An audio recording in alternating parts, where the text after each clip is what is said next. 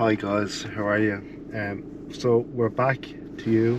This is Haunted Area Collective, myself and Natalie, and we're back to you tonight. And we're doing a series that we have started, and it seems to be quite popular, and people seem to be quite interested in it. So basically, it's we're dealing with missing people, unsolved and unforgotten. And tonight we're starting in Clondalkin. We're in Collinstown Grove. And a Turkish lady, Esra Uyrun, went missing in 2011 on the 23rd of February. 38-year-old woman, Turkish descent, but really made her way to Ireland via the UK and would have had an English accent. Now, her sister has worked so hard on this case since Esra went missing. In fact, the only way I could describe it is if Carlsberg did sisters, her sister Berna would be one of those type of sisters, because she has worked with this relentlessly to try and get to the bottom of this. So what we're going to do, we're going to take a little drive here. I have on my phone where her last known sighting, well, maybe not hers, but the last known sighting of her car anyhow on CCTV was at the Power City roundabout there in Fonthill. Now, my head east on Collinstown Grove, then turn left to stay my on phone Collinstown is telling me that it is 5 minutes from here, so we're going to pull out anyhow, and there's relevance in why we're doing this.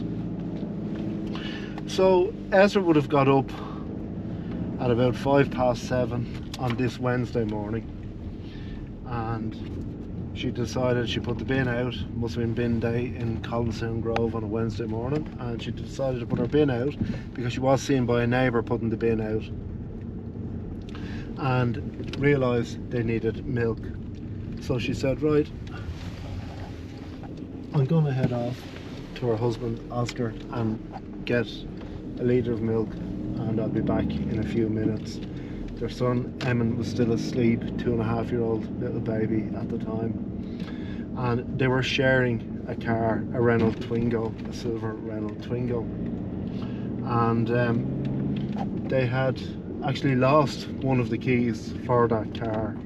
More about that afterwards. So they were sharing the key as well, but she knew she had to be back because her husband had to go to work. They both had worked for sportbetting.com, I think it was called, but when Esra fell pregnant and Eamon was born, she decided to be a stay-at-home mum and look after her little baby. So she got up and headed off to this Neilstown shopping centre. Was literally 5 minutes from where they lived. Sorry about the speed bumps, guys.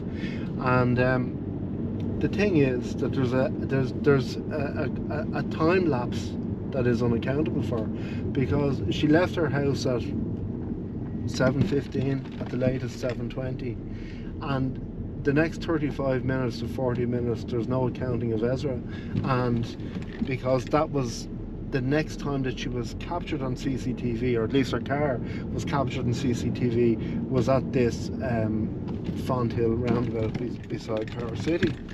So my thinking, and you know me, I'm great to speculate and theorise, but my thinking on it is something definitely happened in that span of time, and obviously it was something that was quite nasty, because although our car did end up in Bray, and obviously we're heading back that way anyhow, her car did end up in Bray. The time scale between when her car was captured on CCTV at Power City Fonthill and the time that the car was seen driving down the Strand Road in Bray correlates thereabouts with the amount of time it would have taken in heavy traffic on a morning like that, on a work morning. So my thinking on it is, well, the car was seen driving in a very erratic fashion going down the Strand Road. It actually came off Convent Avenue, which is pretty much where we live, and it came off Convent Avenue and it almost collided with a silver Skoda Octavia. Now the driver of that car has still yet to come forward to assist Gardaí or anybody in the investigation. But here's the thing. Why would Esra, you know, it was a week before her birthday. Her mother was coming over to visit. Her mother-in-law was coming. Maybe that's another thing, but I'm sure she got on well with her mother-in-law. But the thing about it is, her family were coming over, and you'd be very happy, you know, and looking forward to having good time with your family. In fact, we know that she had actually arranged, you know, pampering days for her mother and her mother-in-law, and you know, they're going to have a good time. So this is pretty much the roundabout that we would have been looking for, and my God, we made it here in about 3 minutes. So we're just saying, what happened in that period of time, you know, that 35 minutes, we don't know. We really don't know, and sure, who does know? But you know, some people are saying maybe the husband had something to play with this and all that, but I would imagine that in this investigation, you know, husbands and next of kin are always the first under the spotlight, and this man, Oscar, was, I'd say, very, very highly scrutinised regarding the whole case and stuff like that. And like, bear in mind, even to put him in the picture, he would have had to do an awful lot of things and still get back for his 2.5-year-old baby son. You know, the car did end up in Bray. We know around 8:40 in the morning it was driving down Bray, coming off Convent Avenue in that erratic fashion. We don't know, was it Esra that was driving it, because the CCTV footage just wasn't good enough. So what did happen? Well, I still believe myself whatever happened happened here in this general proximity, and I don't know whether she got out that morning, got into the car and was texting someone or phoned someone that maybe she had to meet or whatever, and they met in Bray, or did she get into the car and was abducted by somebody or something like that. You know, I might say that sounds very unlikely and all that, and yeah, it probably does, but it sounds very unlikely until we realise that we are actually dealing with the fact that this lady is still missing, and we've no idea what happened to her after that last sighting. The car was parked anyhow. Now, when we get back to Bray, we will drive the route that the car was seen, but like, I mean, Bray in the winter time can certainly be a little bit quieter than it would be ordinarily in the summer. But having said all of that, Bray is a busy place for local walkers in the mornings as well, and you know, it's not the type of place that you would pick to try and dispose of a body or that kind of thing. So the only thing that I can think of what may have happened is that if she was abducted, that between here and Bray, they took a slight turn off to a place that was suitable to dispose of a body, and I guess, and I'm only guessing this, somewhere along the lines of the M50 at Tala would have been maybe the place that you could have taken. You could have disposed of a body then, and then possibly made your way to Bray and set up this whole scenario of dropping the car, making your way across, because our phone did ping at 10 p.m. that night, almost on the gravestone side of Bray Head. Make your way across with something like that. I genuinely can't think of any other plausible alternatives, because like her sister Berna said, look, Esra wouldn't have committed suicide. She wasn't that type of person, and she was in very, very high spirits at the time, even though her father had recently died.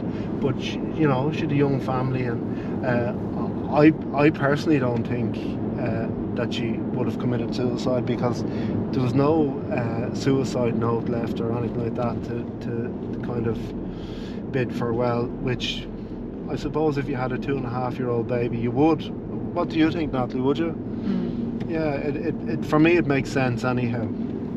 And I think if you were going to do something like that, God forbid, it's horrendous to think anyone would have to think of doing something like that. But I think they were trying to say she was a little bit depressed because her father had died, I think, 10 months beforehand, and like all of her family, they were in London. Yeah. And she felt a little bit like isolated as well. Yeah, and I get that, and I understand that, and like, I mean, but look, I didn't know the lady, but Berna, this woman that has done everything that she could possibly do. This woman has literally moved mountains to try and get some sort of closure on this. Well, I'm sure they were all very close and back and forth, maybe visiting, and on holidays. So I think if she had depression, like, I mean, there's a fair difference between being very upset because your father has died, and sad, and being depressed and suicidal. They're two completely different things. Yeah, because she was very much into fashion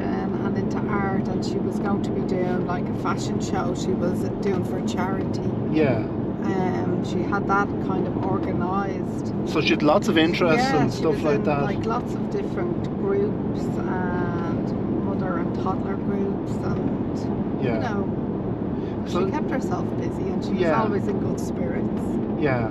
Now, getting on to the keeping herself busy and always being in good spirits, the one thing that I understand is that she was a type of lady that would stop and help anybody out. And like, maybe did she fall foul to trying to help somebody out on the way that morning?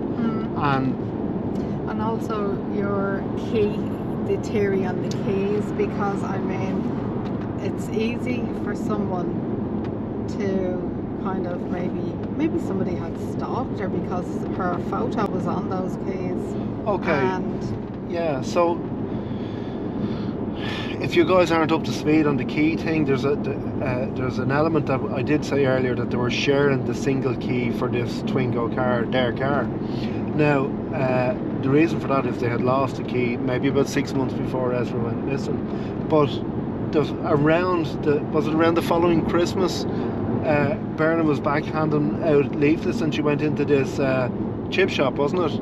Yeah, it was the first anniversary. Coming up to the first anniversary, okay. Yeah, and it was Berna and Berna's, I think, daughter, so Ezra's niece, Ada. Okay. And they were handing out leaflets, and, you know, like Berna is always doing this kind of stuff, and Bray as well, you know. So a man followed her from the chip shop and gave her these keys. Am I right? That's yeah. Now, for me, it just seems a little bit on the bizarre side. So I mean, like, maybe was there somebody waiting for her when she got back from the shops in her car? Because I mean, that happened to you, Shane, and you were it did happen to me, a long time ago, car. in a Jeep. Yeah, it did. And people were there was actually 2 guys in the Jeep waiting for me. In the back seat. In the back seat, yeah.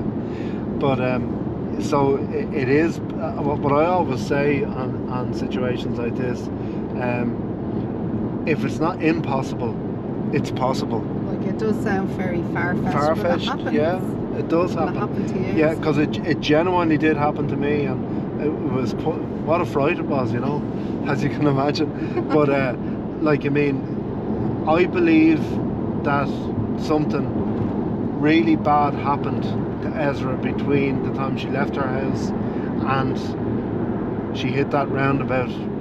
We'll call it the Power City roundabout, because we did it there in 3 minutes, I think, tonight. And maybe it might have been a tiny little bit busier at 7:05 in the morning in 2011, but she knew what time she had to be back for her husband to go to work.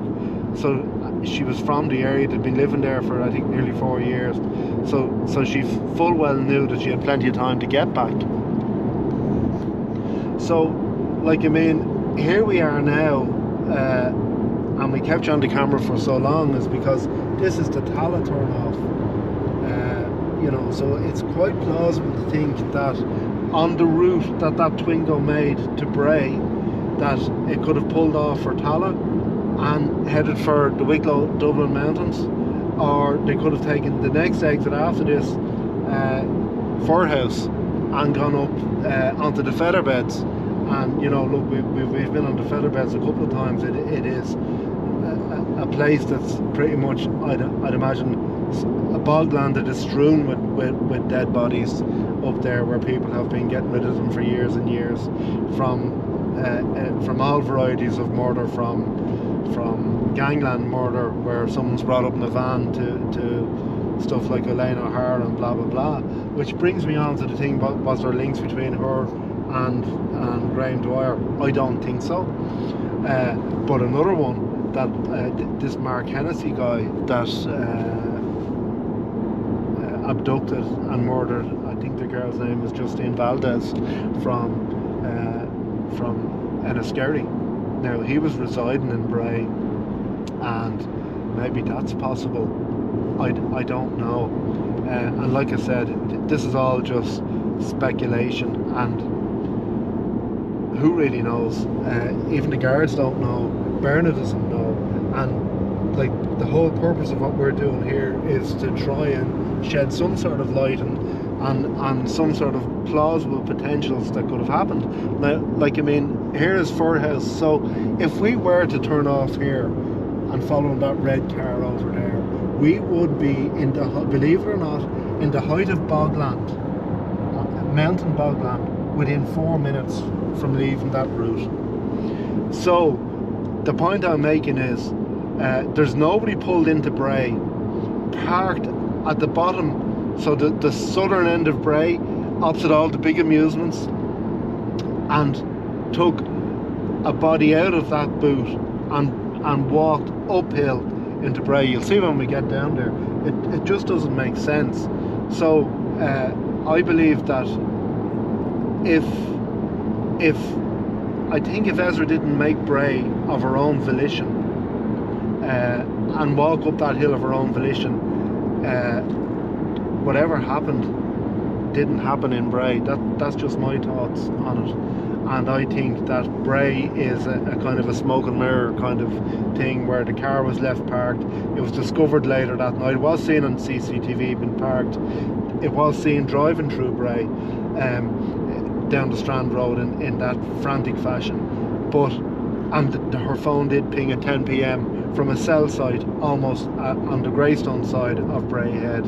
But all of that, you know, could be smoke and mirrors and a kind of a game of hide and seek, where what actually happened could have happened up here, guys. Look, that's what we're talking about. And then continue on to Bray, which wouldn't have had a negative impact on the time frame.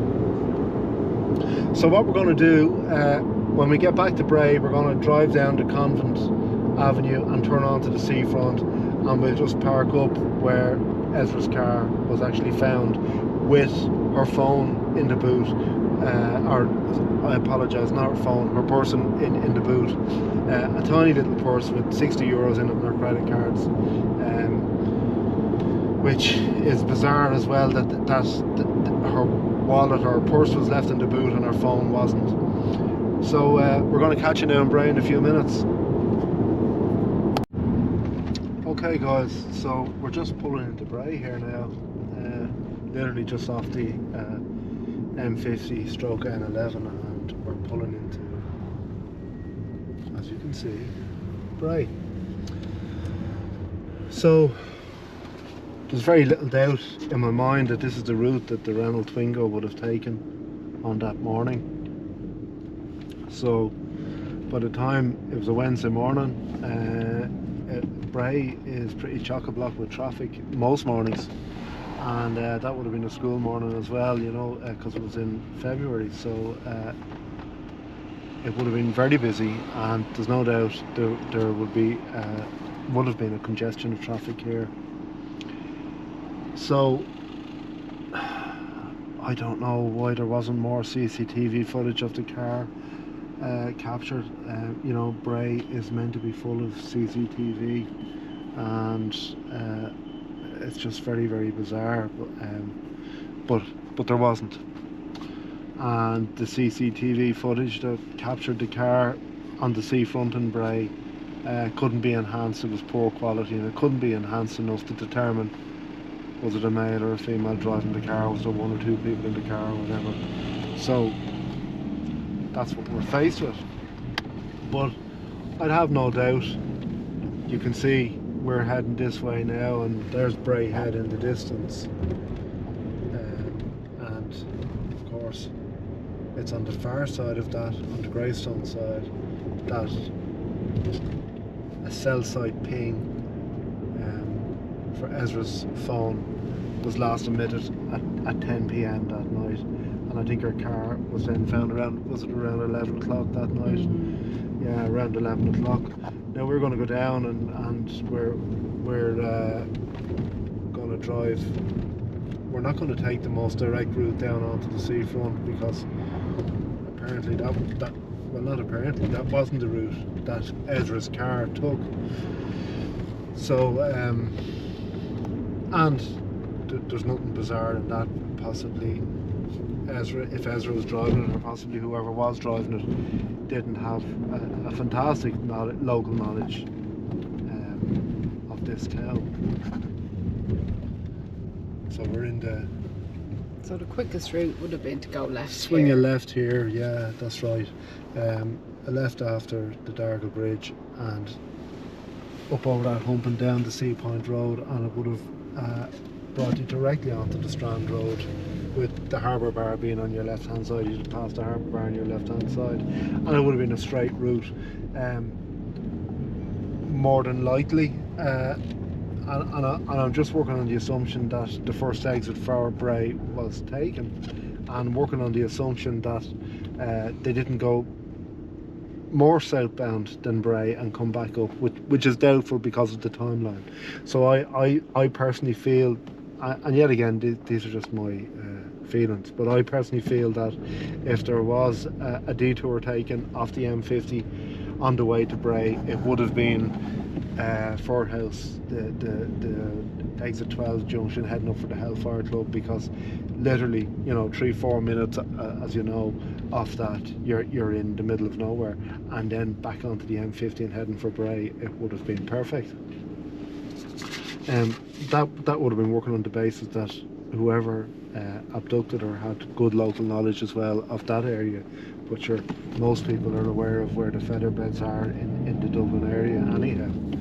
So probably the route that they would have taken would have been up here, and take a left here onto the Navarra Road.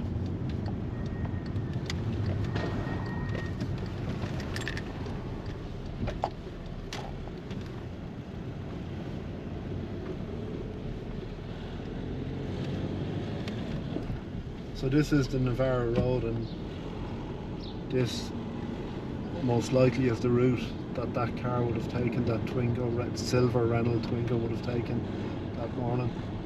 Down here on the right hand side we have Biffy, Bray Institute of Further Education. Another quite a busy road this is on a school morning. A lot of people use this as a kind of a rat run to avoid the congestion of the main street in Bray.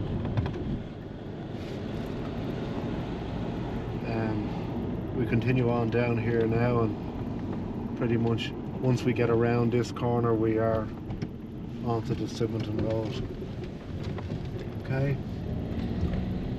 so we're on the Sibbenton Road now.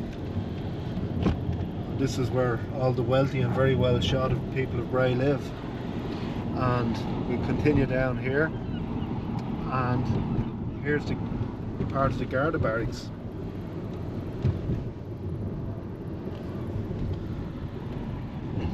So left here brings us on to Convent Avenue.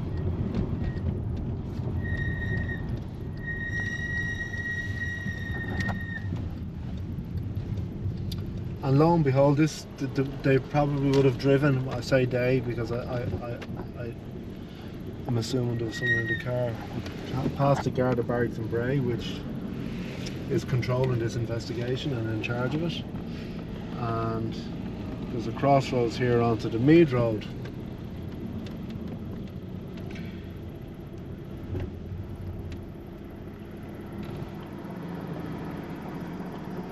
So we continue straight across here, and we're like on the Convent Avenue. So we know from this point the car most definitely came down this road. This is a one-way road.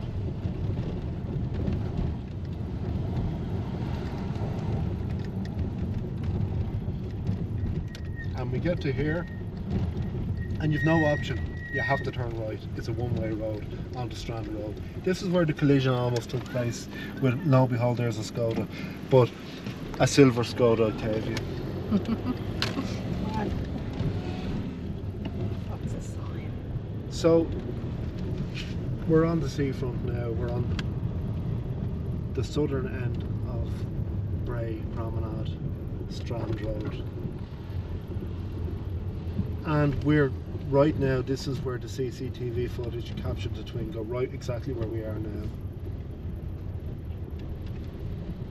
And it's a crying shame that that footage just wasn't of a higher resolution. And maybe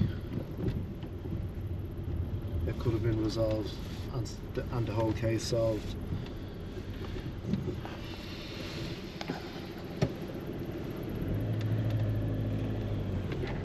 And down here, this is all one-way system. You used to go down here, you used to turn around and go back up.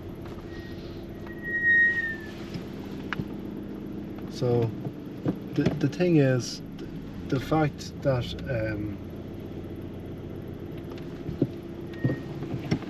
there was no CCTV footage after this, we know most likely the car probably only came down here once. The Bray Head Hotel has been done up now and turned into very lavish apartments, and pretty much where that white van is, that's where the Twingo was parked. So you can see everything here, literally, if you look up at Bray Head there, everything is an uphill struggle from here on in. It's a draw. It's hard enough to drag yourself up that hill. So I still believe that the car being parked here is a decoy. I really do. But then, who's to say? I could be wrong. But it's busy now. It's the summertime. It's nearly 9:15 at night now, and it's quite busy. But even in the winter time, you know, we have a lot of residential walkers. This is, you know, where everybody walks. This is what Bray is known for, and you know. And the search helicopter is actually out at the minute. And Bray is a big town, possibly the third largest town in Ireland. So you can imagine we have, you know, when I say there's people walking here every day in the winter, isn't there? Mm. You know, and hail, rain or snow. And it always has been. Yeah, always has been. As long as I can remember, for sure.